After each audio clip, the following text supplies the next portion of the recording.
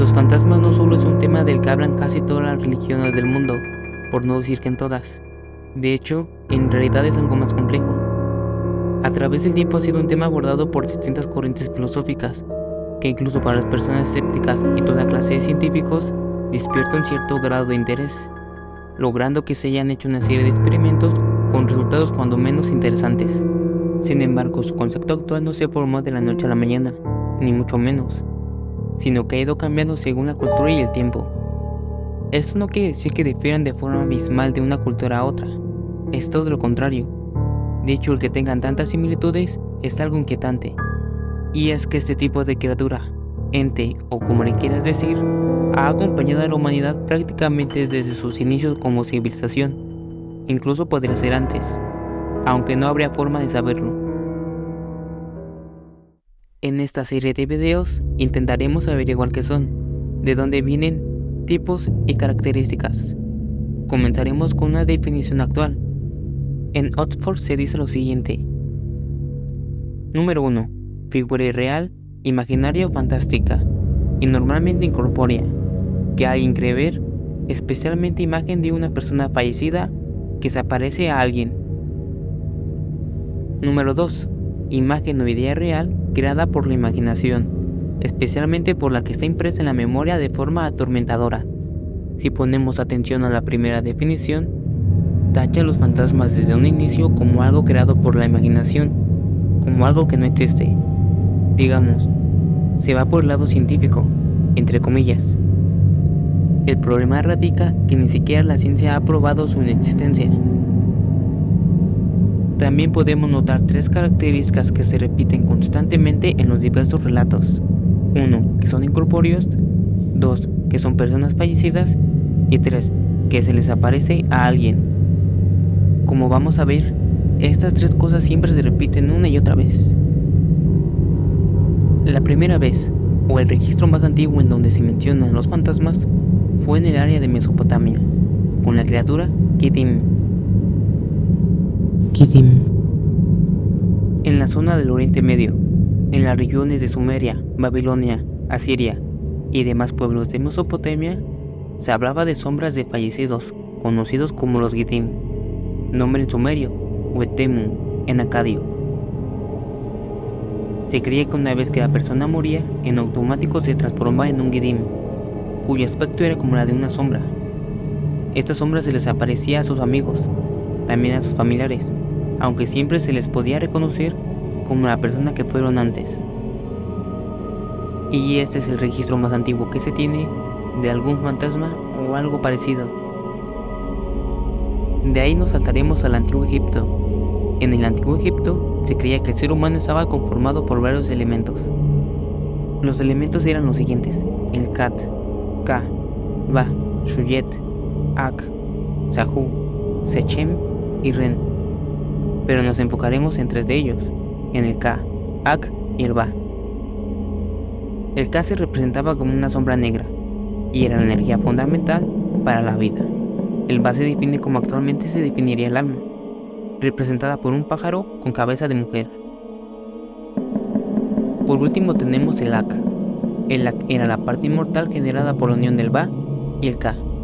¿Pero por qué eran importantes? Pues eran importantes porque para entrar al mundo de los muertos se debe cuidar el Ba, el Ka y el Ak. Y es por eso que una de las actividades fundamentales para los egipcios eran hacer sus ritos funerarios, ya que esa era la forma de poder acceder a la vida después de la muerte.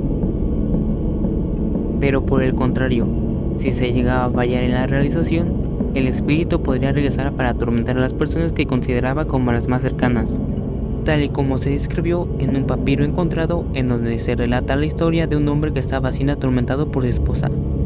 Sus palabras fueron las siguientes: al excelente espíritu de Angiri, ¿qué crimen cometí contra ti para haber llegado a esta miserable situación en la que me encuentro? ¿Qué es lo que te he hecho? Lo que tú has hecho es poner la mano sobre mí, aunque yo no había cometido crimen alguno contra ti. Desde que yo vivía como marido contigo hasta el día de hoy, ¿qué hice contra ti que hubiera tenido que ocultar? ¿Qué es lo que hice contra ti? Lo que has hecho es que yo tenga que presentar esta acusación contra ti. ¿Qué es lo que te he hecho? Voy a presentar un litigio contra ti con palabras de mi boca, ante la eneada de dioses que está en Occidente, y se decidirá entre tú y yo, por medio de este escrito, qué es lo que te he hecho. El escrito anterior pertenece a una traducción en español tomada del libro Textos para la Historia Antigua de Egipto. En la antigua Grecia hubieron bastantes registros sobre fantasmas. Los griegos lo describían como gente pálida que necesitaba de sangre. En su mitología se especificaba claramente que cuando se bajaba al Hades o se realizaba alguna invocación, para hablar con un fantasma era necesario el sacrificio de un animal. Esto para que el fantasma bebiera su sangre, ya que la sangre se consideraba como una fuente de vida. Otro tipo de fantasmas eran los de color negro, así como un tipo de sombra. También se tenían a los que se parecían a las personas fallecidas. En ocasiones eran un poco más grandes, como si hubieran crecido. Las razones por las que se podían presentar eran porque no se realizaron los ritos correspondientes, porque tenían cosas pendientes por hacer, porque su muerte fue violenta, venganza o esclarecer su misma muerte. Y esto es justamente lo que pasó en el relato de la casa de Atenodoro. Atenodoro fue un filósofo que buscaba algún lugar alejado y tranquilo para poder escribir. En su búsqueda se enteró que estaban rentando una casa en Atenas. Además, la estaban rentando en un precio bajísimo. ¿La razón? Se decía que había un fantasma en ella. Como era agnóstico, esto no le importó y decidió alquilarla. Al cabo de los días, se le apareció un ente translúcido. Sus ropas parecían harapos. Además, arrastraba unas cadenas. Aún así, Atenodoro no le tomó importancia y lo ignoró por completo.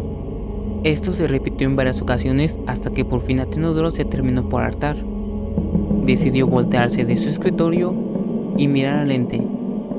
Por el contrario de lo que se pensaría, el fantasma no buscaba asustarlo, sino lo que intentaba hacer era llamar su atención, pues una vez que la obtuvo, a través de gemidos y señas le hizo que lo siguiera hasta la parte de afuera de la casa, en un lugar determinado. Una vez que llegó allí, simplemente desapareció. Al día siguiente Atenodoro mandó a escarbar el lugar, en donde se encontraron los restos de una persona, aparentemente del fantasma, con lo que se le pudieron hacer los ritos correspondientes a su cultura. Con esto el fantasma jamás volvió a aparecer. Otro tipo de fantasmas son los ecos, o remanentes de acontecimientos pasados. Pausanias fue el primer escritor de guías de viajes del mundo. En su descripción del tour por Maratón, una antigua ciudad griega, puso que en un monte de por allí, por las noches se escuchaban relinchos de caballos y gritos de guerra, ya que fue escenario de una batalla. También se tiene la historia de la batalla de Filipos, en donde Julio César se le apareció a su asesino en plena batalla. Sin embargo, los fantasmas griegos que más me llamaron la atención fueron los muertos vivientes, y esto se escribió en la historia de Filión y Macates. Filión era una chica que estaba a punto de casarse, pero murió antes de hacerlo. En alguna ocasión, Macates, que era el hombre con quien se iba a casar, se tuvo que quedar en la casa de los padres de Filión. Ellos le dieron hospedaje, le dieron un cuarto y hasta ahí todo normal. Pero llegando a la noche se le presentó una mujer. Él se estuvo con ella hasta que una esclava de la familia pasó por la habitación. De reojo vio que la mujer con quien estaba Macates era Filión. Incrédula, fue inmediatamente a avisarle a sus padres para que fueran. Como era de esperarse, al principio no le creyeron, pero finalmente fueron por tanta insistencia. Sin embargo, cuando llegaron, la chica ya no se encontraba con él.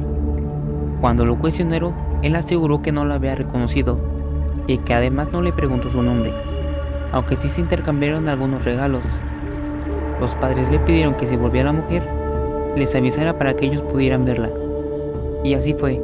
Al día siguiente la chica se le volvió a aparecer, y en determinado momento de la noche dio un recado avisándole a los padres. En ese momento fueron los padres, entraron y reconocieron a su hija inmediatamente. La hija, en vez de alegrarse, se enojó mucho con sus padres, les reclamó que la hayan descubierto, pues en sus palabras dijo que ahora ya no podría volver a disfrutar de lo que se había perdido, y tendría que volver al mundo de los muertos. Una vez dicho esto, se desvaneció hacia el suelo. Para comprobar que ella fuera, se dirigieron a su tumba. La encontraron vacía, solo con los regalos que un día antes le dio Macanes. Esta historia de que los muertos pueden volver a su vida normal, con la única condición de que no sean descubiertos, la he escuchado miles de veces. No sé, da algo de qué pensar. En fin, estas historias se supone que son verídicas, aunque muchos podrían decir que solo son cuentos. Pero no sé, yo les recomiendo que dejen abierta la posibilidad. En conclusión, tenemos que los fantasmas se mencionan prácticamente desde que la humanidad nació como tal. Tenemos algunas características que se repiten, como es el hecho que tienen forma de sombras o que son entes translúcidos. También una de las cosas por las que se llegan a presentar es porque no se realizaron los ritos funerarios adecuadamente, también porque tienen cosas pendientes o quieren esclarecer su misma muerte.